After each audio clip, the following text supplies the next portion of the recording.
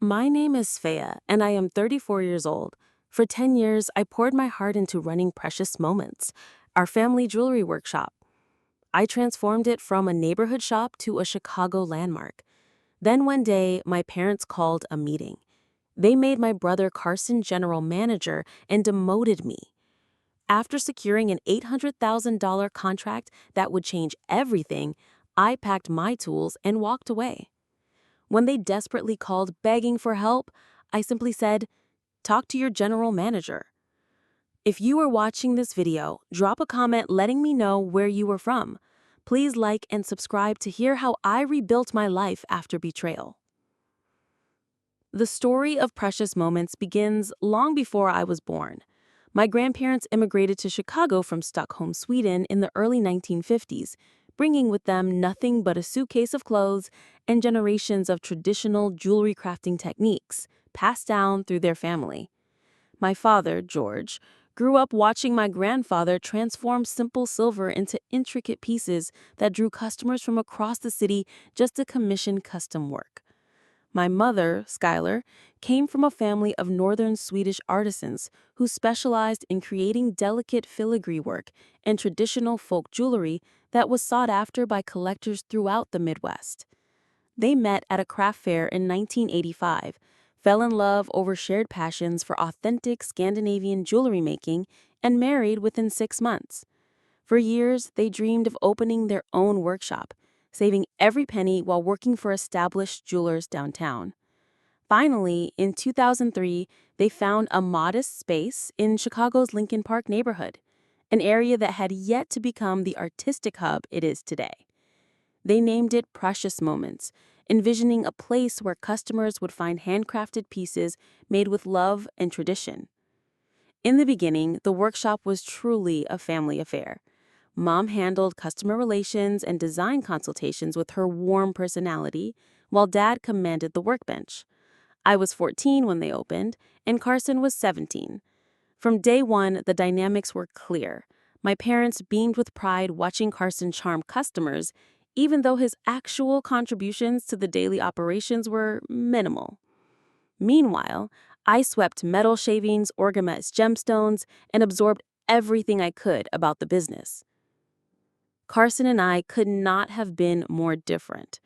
While I was methodical, detail-oriented, and passionate about jewelry crafting, Carson was charismatic, spontaneous, and more interested in the networking aspects of the business.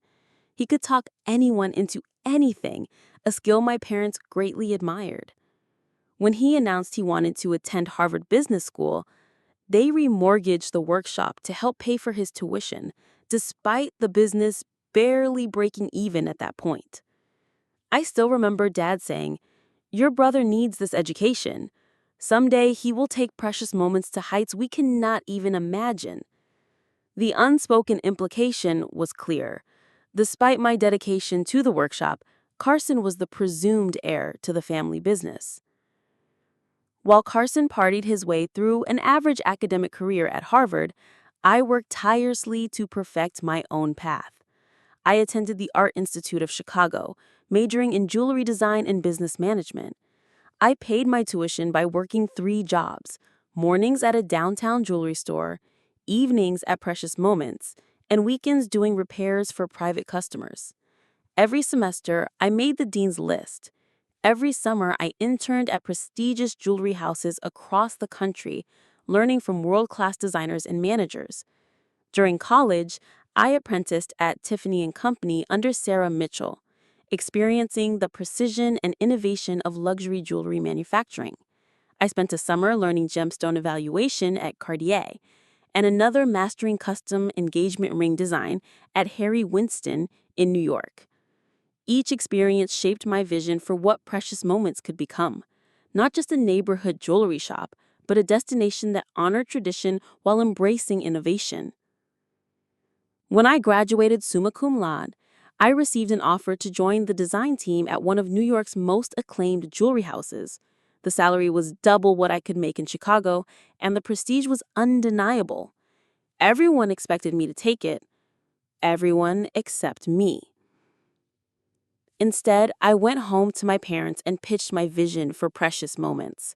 I showed them detailed plans for custom design services, staff training, marketing strategies, and financial projections.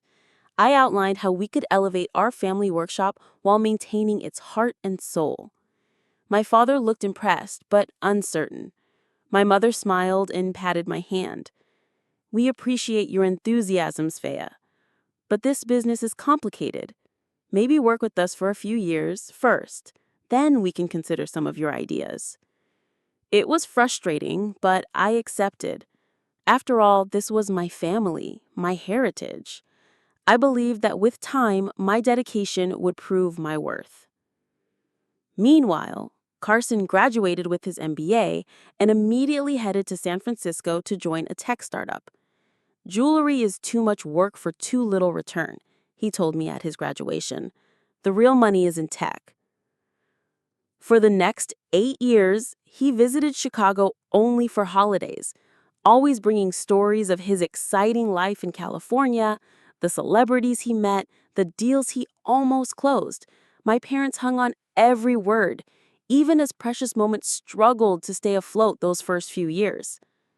I stayed, taking a position as assistant manager, officially reporting to my mother, but increasingly handling her responsibilities as well. The hours were long, the pay was modest, but I was where I wanted to be. I had a vision for Precious Moments, and I was determined to bring it to life with or without my family fully believing in me. Each night after closing, I would sit alone in the workshop, analyzing the day's performance, planning improvements, and dreaming of the future. I knew every inch of that space, every tool in our collection, every regular customer's preferences, every design in our portfolio. Precious Moments was more than a business to me. It was my heart, my identity, my future.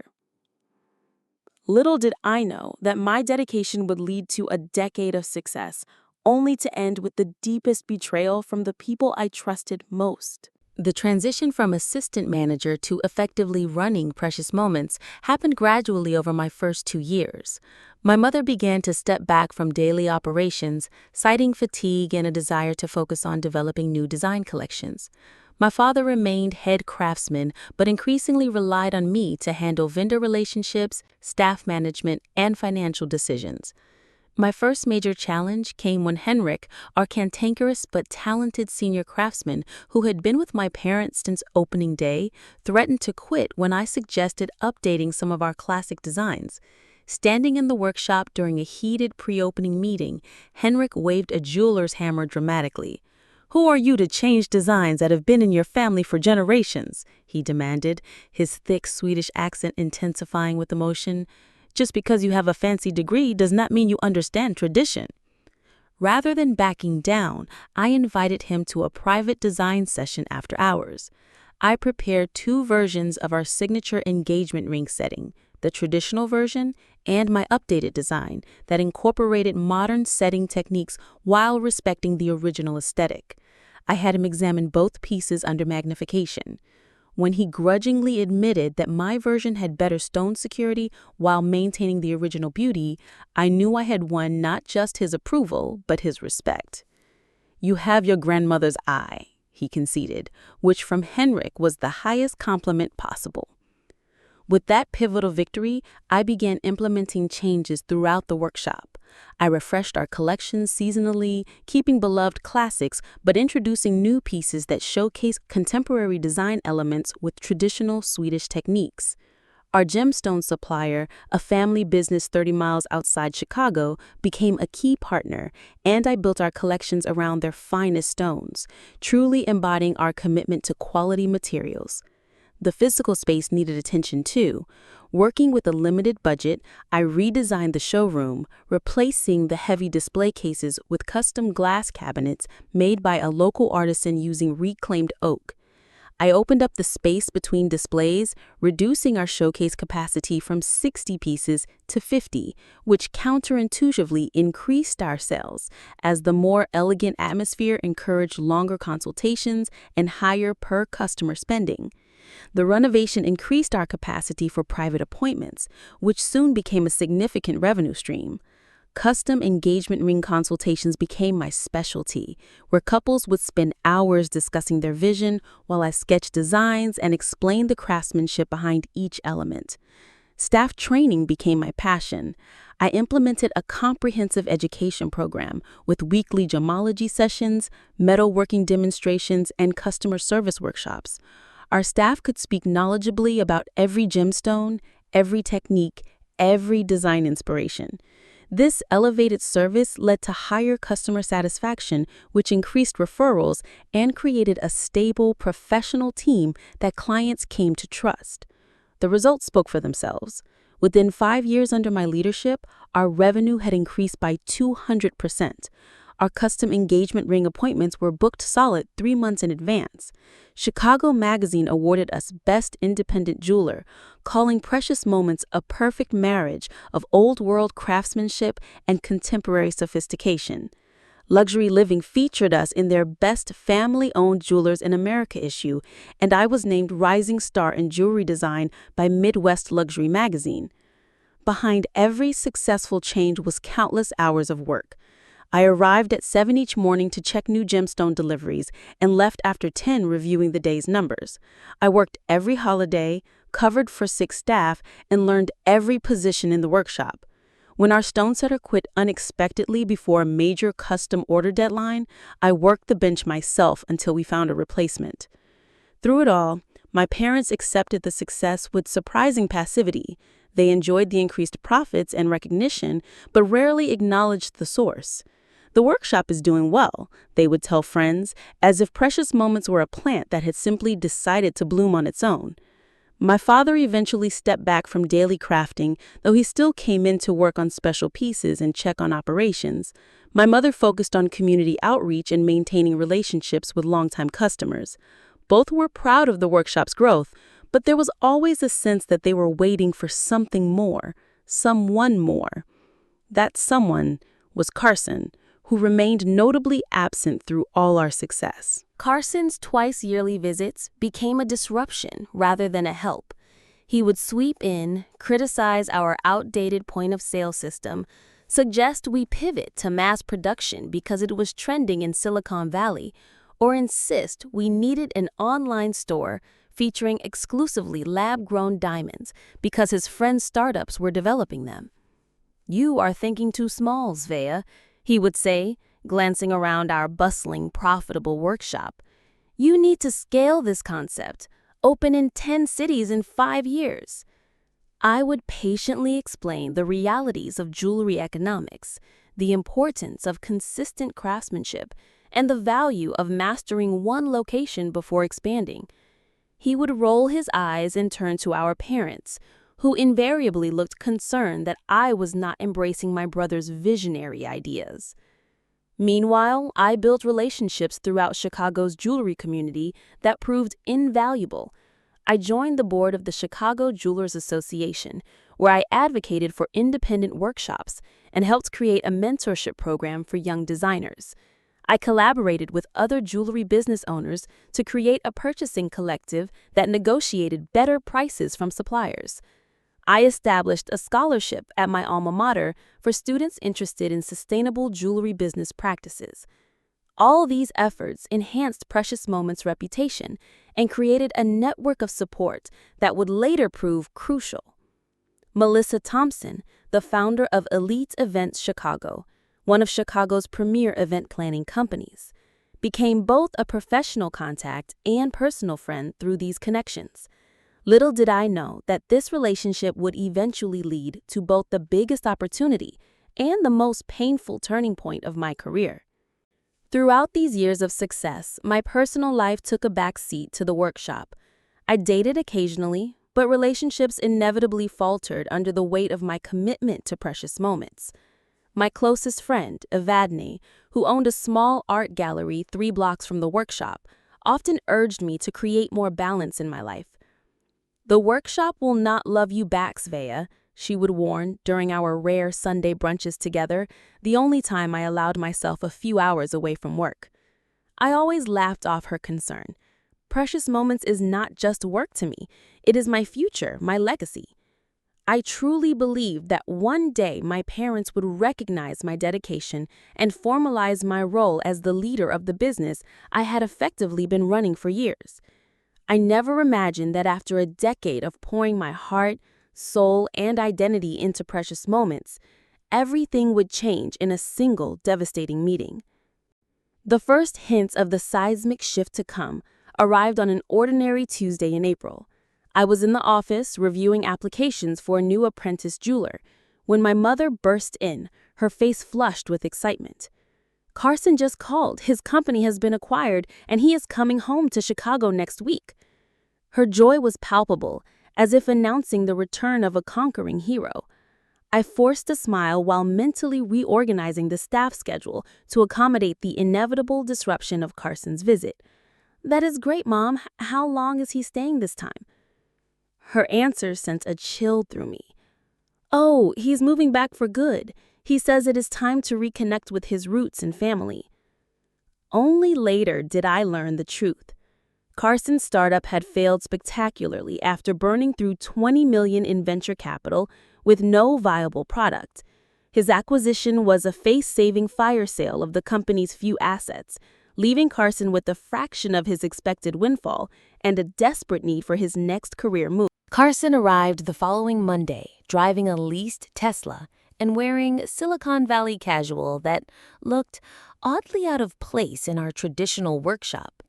He hugged me briefly before launching into stories about the incredible exit of his company and his strategic decision to return to Chicago. "I thought I would help out around here for a while," he said, gesturing vaguely around the workshop I had built into a success. "Share some of my business expertise." Within days, helping out revealed itself as a systematic campaign to insert himself into every aspect of operations. He began attending our daily staff meetings, interrupting my directions to suggest more efficient approaches that ignored the practical realities of jewelry crafting. He cornered our sales associate to propose an app-based ordering system that would have reduced human interaction, the very heart of our personalized service approach. Most concerning was my parents' reaction. They invited Carson to our weekly financial reviews, historically private discussions between the three of us. During these meetings, they increasingly turned to Carson for input, nodding thoughtfully at his suggestions while dismissing my proven approaches as conservative or traditional. When I pointed out that Carson had zero experience in jewelry management, my father patted my hand condescendingly. "Your brother has a Harvard MBA, Svea. He understands business at a level that workshop people simply cannot grasp." The implication was clear and cutting. Despite transforming precious moments from a struggling neighborhood shop to a nationally recognized destination, I was still just workshop people in their eyes. As Carson's influence grew, my authority diminished. Staff began coming to me with reports of Carson contradicting my instructions, promising raises I had not approved, and suggesting design changes directly to our craftsmen. The confusion was affecting morale and quality. For the first time in years, we received several negative reviews online, with customers noting inconsistent experiences and a sense that the workshop was losing its personal touch.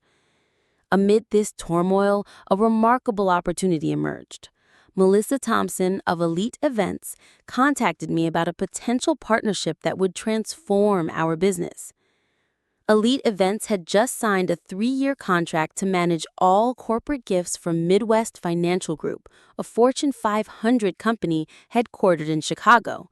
They needed an exclusive jewelry partner for these gifts, which included executive appreciation pieces, employee recognition awards, and client relationship gifts.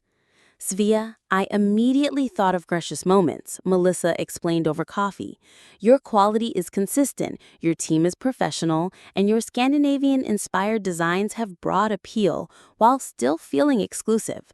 This could be worth around $800,000 over the 3 years, possibly more with additional corporate clients." The potential contract was nearly triple our current annual revenue from corporate sales.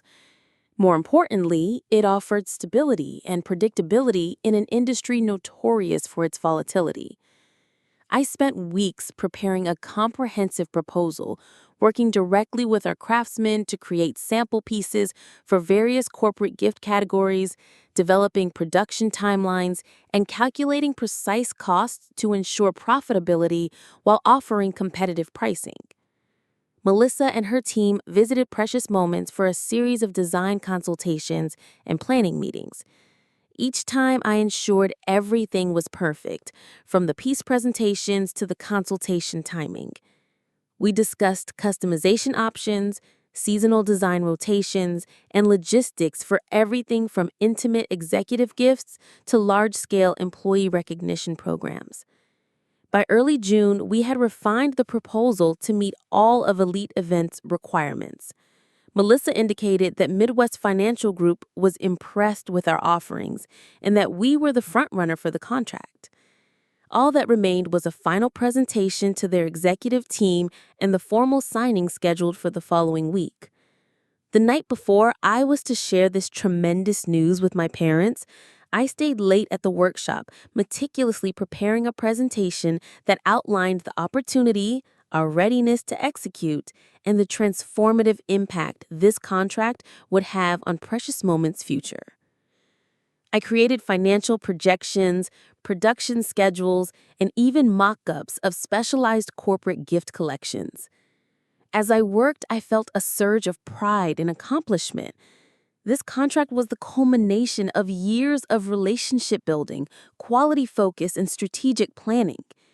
It represented not just financial success, but validation of my vision for Precious Moments. Surely, I thought, this achievement would finally cement my position as the rightful leader of our family business. I had no idea that rather than celebrating my success, my parents were already planning to use it as a platform for Carson's takeover. The contract that should have been my crowning achievement was about to become the backdrop for my greatest humiliation. The morning of what would become the most pivotal day in my professional life began like any other. I arrived at Precious Moments at 7, reviewed the gemstone delivery manifests, and confirmed preparations for a private consultation with a high-profile client. The contract presentation materials for my parents were neatly organized in a folder on my desk, ready for our scheduled family meeting at 2 during the afternoon lull between consultations. At 1:30, Carson strolled into my office without knocking, dressed in a tailored suit that seemed excessive for a family meeting about workshop business. "Big day today," he said with a smile that did not reach his eyes. "Mom and Dad are excited about the meeting." Something in his tone triggered alarm bells. "Did they tell you what the meeting is about?" He shrugged, examining his manicured nails. "We have been talking about the future of Precious Moments quite a bit lately. I am sure today will bring some positive changes." Before I could press him further, he checked his watch and left, saying he needed to make a few calls before the meeting. His cryptic comments left me unsettled, but I pushed aside my concerns and gathered my materials, confident that the Elite Events contract would be cause for celebration. The conference room had been set for the meeting with unusual formality. My parents sat together on one side of the table, leaving Carson and me to sit across from them. As I took my seat, I noticed a stack of printed documents in front of my father, bearing the logo of their personal attorney. My mother smiled nervously. "Svea, thank you for joining us. Your father and I have been doing a lot of thinking about Precious Moments and its future."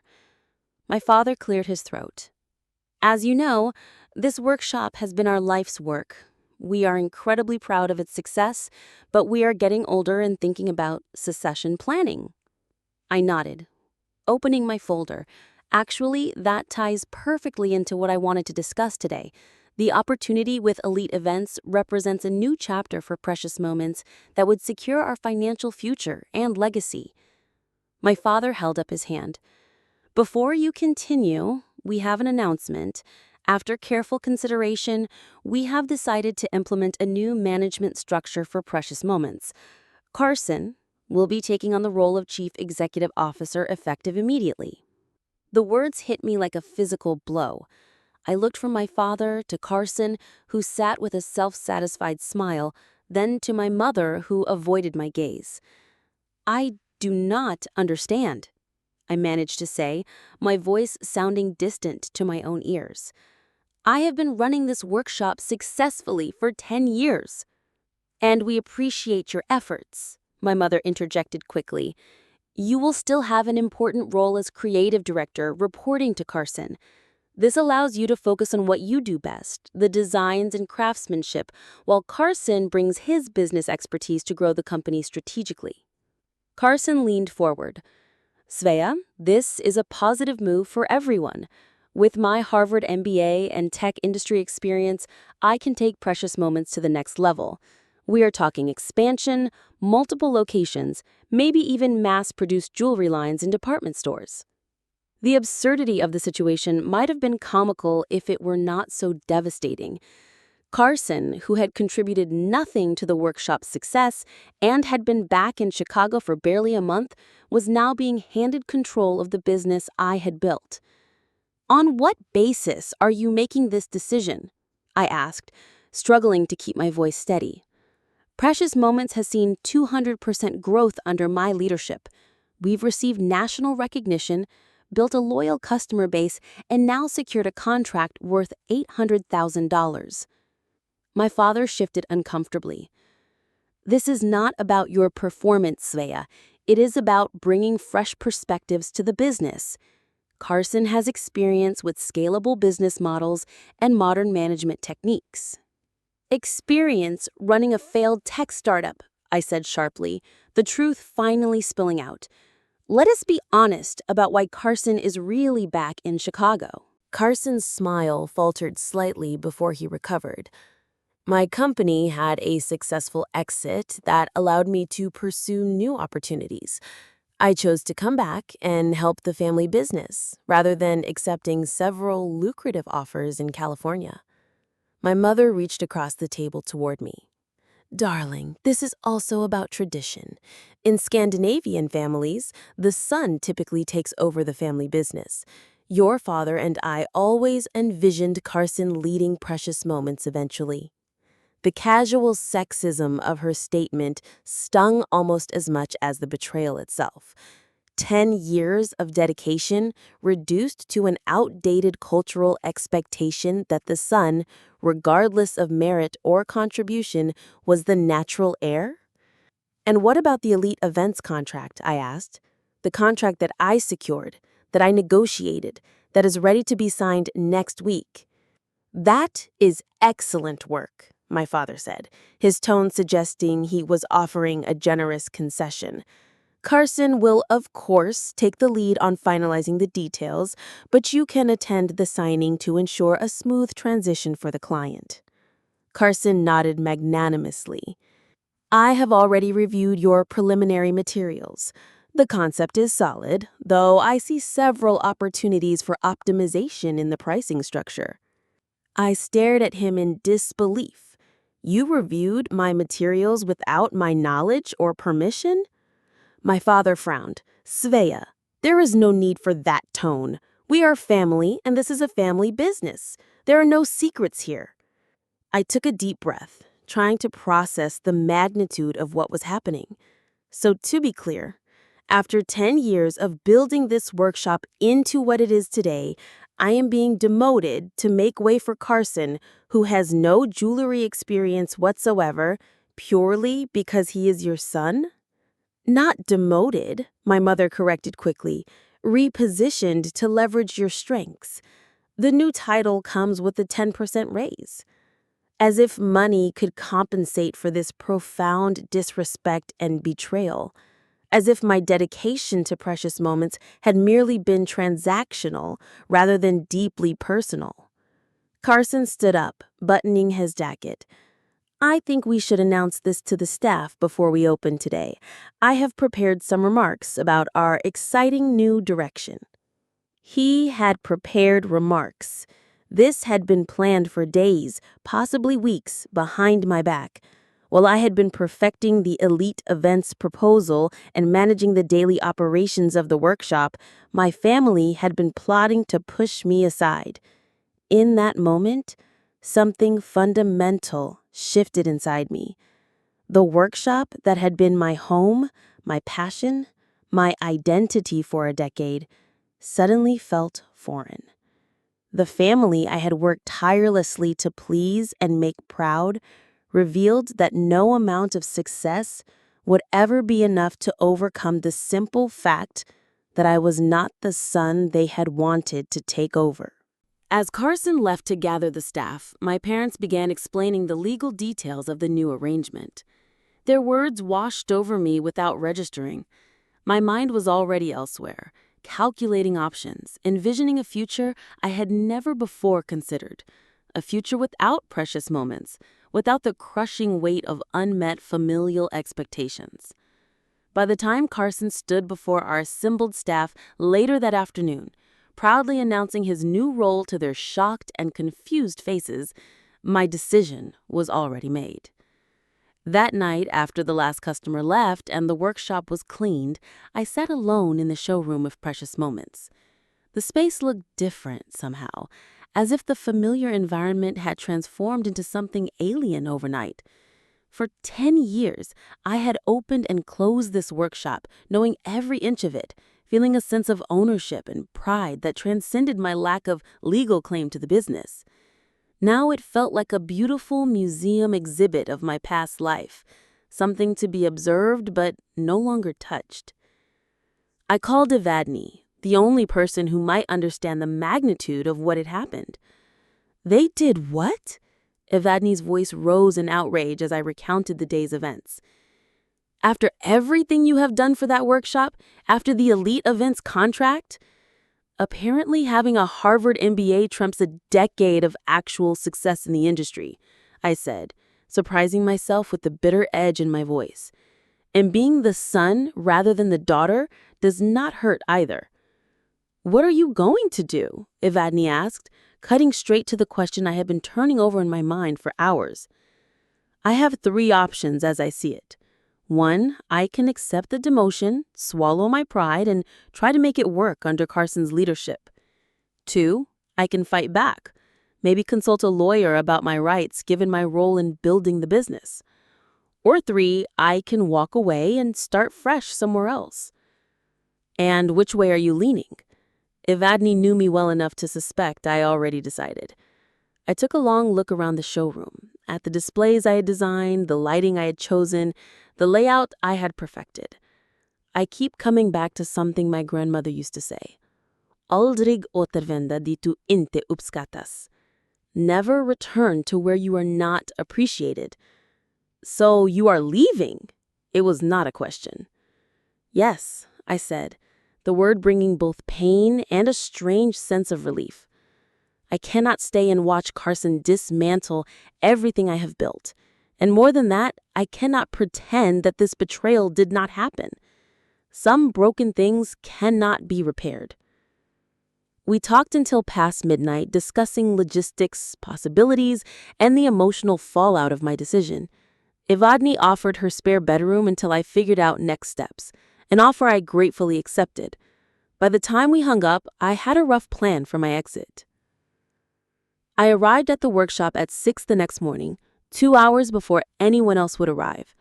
In the quiet solitude, I wrote a brief, professional letter of resignation, effective immediately. I packed up my personal belongings from the office, leaving behind all files related to workshop operations. Though tempted to take copies of the designs I had developed, I left them too. They belonged to Precious Moments, even if Precious Moments no longer belonged to me in any meaningful way. My one concession was making a copy of the Elite Events contract proposal. I had no intention of using it, but it represented hundreds of hours of my work, and I could not bear to leave it entirely in Carson's incapable hands. As I was finishing, Henrik arrived early, as he always did to begin the day's metalwork. His expression when he saw me packing spoke volumes. "So, it is true. The staff has been texting all night about the new CEO. I did not want to believe it." It is true, I confirmed, closing my now empty desk drawer. This place will not be the same without you, Svea. You are its heart. His words threatened to break my composure. Take care of yourself, Henrik, and maybe consider updating your resume. I suspect changes are coming that you might not enjoy. By 8, the management team had arrived for the morning meeting. Instead of participating as usual, I asked for a few minutes of their time. I want to thank each of you for your dedication and partnership over the years, I said, looking at the confused faces of people who had become my second family. Effective today, I am resigning from Precious Moments. This was not an easy decision, but it is the right one for me. The shock and dismay in the room was palpable. Questions tumbled out. Was it because of Carson? Could they change my mind? What would happen to the workshop? Precious Moments is in new hands now, I said simply. I wish you all the best going forward. I hugged each of them, promising to stay in touch, though we all knew that professional boundaries would make that difficult. Several were openly crying, including our head sales associate who had been with me since almost the beginning. By the time my parents and Carson arrived at 9, word had spread throughout the staff. The atmosphere was tense and somber, a stark contrast to the celebratory mood Carson had clearly expected for his first official day as CEO. My father called me into his office, my mother and Carson following. I handed him my resignation letter without preamble. "This is ridiculous," he sputtered, scanning the brief text. "You can't just leave." "I can, and I am," I replied, my calm exterior masking the turmoil beneath. "My keys and security codes are on the desk. I have not taken any proprietary information, and I have prepared transition notes for all my current projects except the Elite Events contract." Carson stepped forward, alarm replacing his usual smugness. "You can't leave now. The Elite Event signing is next week." "Talk to Melissa Thompson directly," I advised. "I'm sure she will be interested to hear about the management changes here. All the materials are in the proposal folder on the shared drive." My mother began to cry, which once would have devastated me, but now felt manipulative. "Svea, please, we are family. We can work this out." Family does not betray family. Family does not dismiss a decade of dedication and success. Family does not plan behind your back to replace you with someone unqualified for the role. My father's face reddened. "You're being emotional and unprofessional. If you walk out now, don't expect to come back when you cool down." I looked at him steadily. I know my value. It's a pity none of you do. Without waiting for a response, I walked out of the office. At my workstation near the main bench, I collected my set of professional tools. The collection I had carefully built over years, each piece chosen for specific tasks and maintained with meticulous care.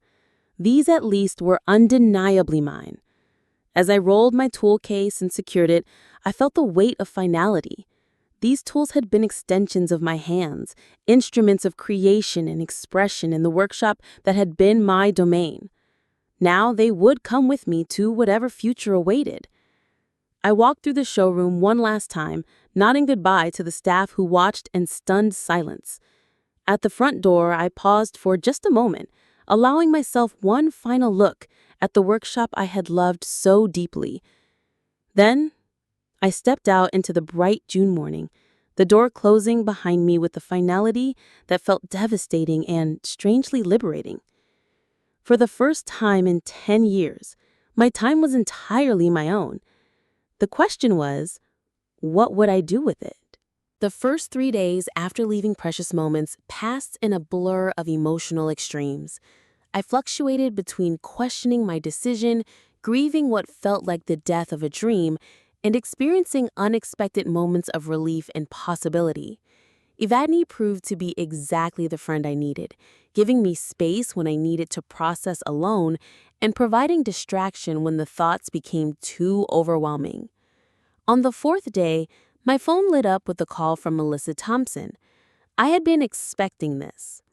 "Svea," she said when I answered, her tone professional but warm, I just had the most interesting meeting with your brother.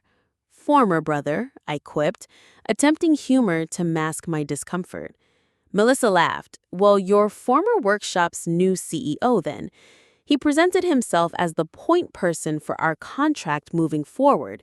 It was quite a surprise, especially since he seemed unfamiliar with about 70% of the details we had already finalized with you. I settled onto Evadne's couch, uncertain how to respond. Part of me wanted to launch into a detailed explanation of what had happened, but professional ethics held me back. Despite everything, I did not want to be perceived as bitter or vindictive. Management changes happen, I said carefully. I am sure Carson will get up to speed quickly. Perhaps, Melissa replied, sounding unconvinced. But when I asked about the specialized engraving accommodations for the board members' personal preferences, he looked at me like I was speaking another language. And the custom Scandinavian design elements we spent weeks perfecting, he suggested switching everything to contemporary minimalist styles because, and I quote, they are more marketable. I closed my eyes, picturing Carson floundering through the meeting, armed with MBA jargon, but none of the specific knowledge needed to execute the complex contract. Svea, Melissa continued, her tone softening. I am calling as a friend as much as a business contact. What happened? One week you were walking me through every detail of an $800,000 contract, and the next you are gone. And your brother, who I have never met before, is telling me he's in charge.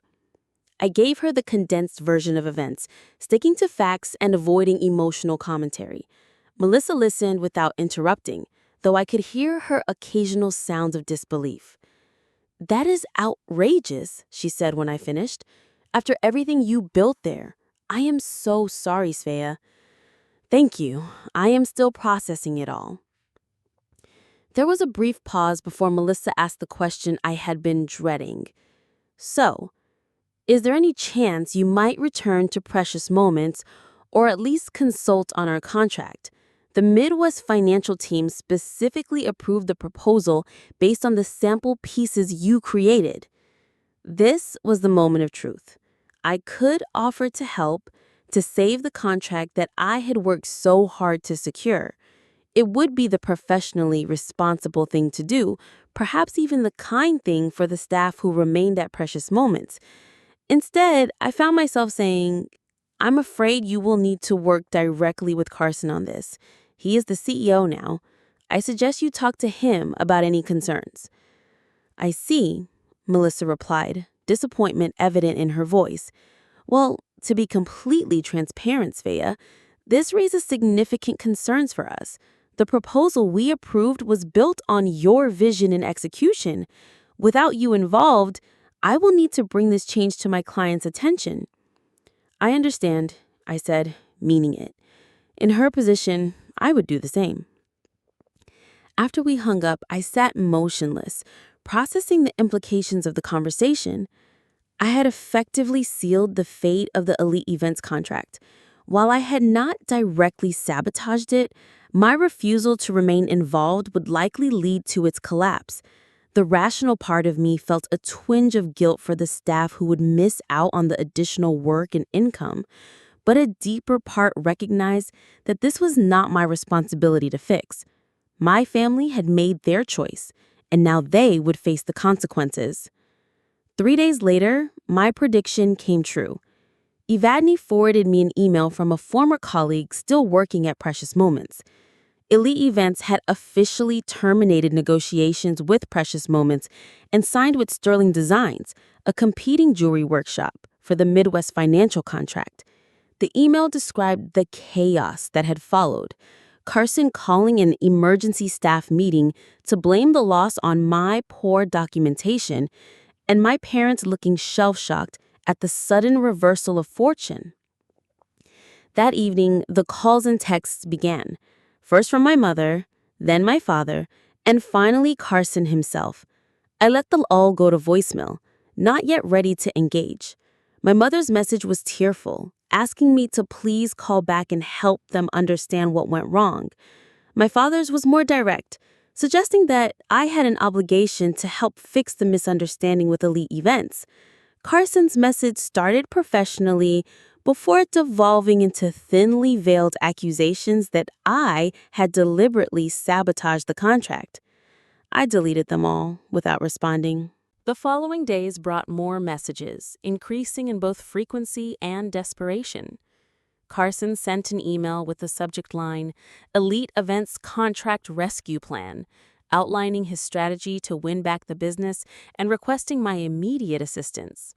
My father left a voicemail suggesting that my emotional reaction had gone far enough and it was time to act like a professional. My mother texted hourly, alternating between guilt trips about family loyalty and assurances that we could work out a better arrangement for my role. Meanwhile, news traveled quickly through Chicago's tight-knit jewelry community. Former vendors called to check on me and share updates about precious moments. The changes had been swift and significant. Carson had terminated our relationships with several local artisans, opting for mass production suppliers. He had implemented a new computerized inventory system that was causing chaos during operations. Most distressingly, he had begun pushing out longtime staff members who questioned his decisions, replacing them with inexperienced friends willing to work for lower wages. The workshop's online reviews, once consistently 4 and 5 stars, began to show a troubling pattern of complaints about inconsistent quality, impersonal service, and a loss of the intimate, personalized atmosphere that had been Precious Moments' hallmark. Regular customers who requested their favorite designers were told those staff members no longer work there. Custom pieces that I had always handled personally were now being rushed through production with noticeably lower quality results. 6 days after the Elite Events contract fell through, the Chicago Tribune published a follow-up to their previous glowing review. The headline said it all: Management changes bring troubling decline at Precious Moments. The reviewer noted that the workshop that had once exemplified the perfect balance of tradition and innovation now felt corporate and soulless, with craftsmanship quality suffering noticeably. That evening, Carson's text turned threatening. "Your sabotage is destroying this family's legacy," he wrote. "If you do not help us fix this situation, we may need to explore legal options regarding your interference with business relationships." I finally broke my silence with a single reply. I resigned from my position. I have not contacted any Precious Moments clients, vendors, or partners. Any problems you are experiencing are the result of your own management decisions. Please do not contact me again unless it is through a lawyer. I then blocked his number, along with my parents' numbers. The constant barrage of guilt and blame was preventing me from healing and moving forward.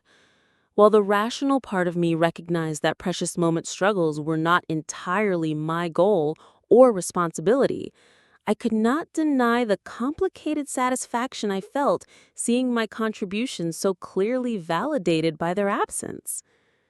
As the weeks passed, reports from former colleagues painted an increasingly dire picture. Custom consultations, once booked weeks in advance, were now readily available same day. The private design studio that had once hosted engagement ring consultations and anniversary celebrations sat empty most afternoons. Staff turnover reached unprecedented levels, with some positions remaining unfilled as Carson cut costs to compensate for declining revenue.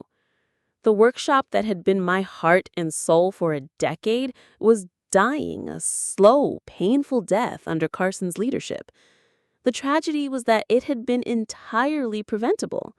All my family had to do was value the dedication, expertise, and passion that I had brought to Precious Moments for 10 years. Instead, they had chosen the Harvard MBA and the son over the daughter who had actually built the business. And now they were all paying the price for that decision. 6 months later, I received a call that would change everything. It was Melissa Thompson from Elite Events, and she had a proposition that would lead to my ultimate victory. "Svea," she said, "I have been thinking about you. Several of my clients were so impressed with your original proposal that they have been asking if there is any way to work with you directly. What if I told you that backing for your own jewelry workshop was available, along with a modified version of that $800,000 contract?" The rest, as they say, is history. Within a year, I had opened Svea's Atelier, a luxury jewelry workshop that embodied everything I had dreamed Precious Moments could become. The Elite Events contract became the foundation of a business that now generates over $2 million annually.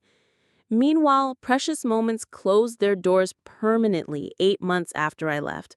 My parents lost their life savings, and Carson slunk back to California with his tail between his legs, reportedly working as a sales associate at a tech company. Sometimes the best revenge is not planned. Sometimes it is simply walking away and letting people face the consequences of their own choices. When they called begging for help, I simply said, "Talk to your general manager." Have you ever had to walk away from something you loved because you were not valued? How did you rebuild afterward? I would love to hear your stories in the comments below. If this resonated with you, please like and subscribe to Revenge Girls for more real-life experiences about finding strength through difficult times. Share this video with someone who might need a reminder of their own worth today. Thank you for being part of my journey. And remember, your value does not decrease based on someone's inability to see your worth.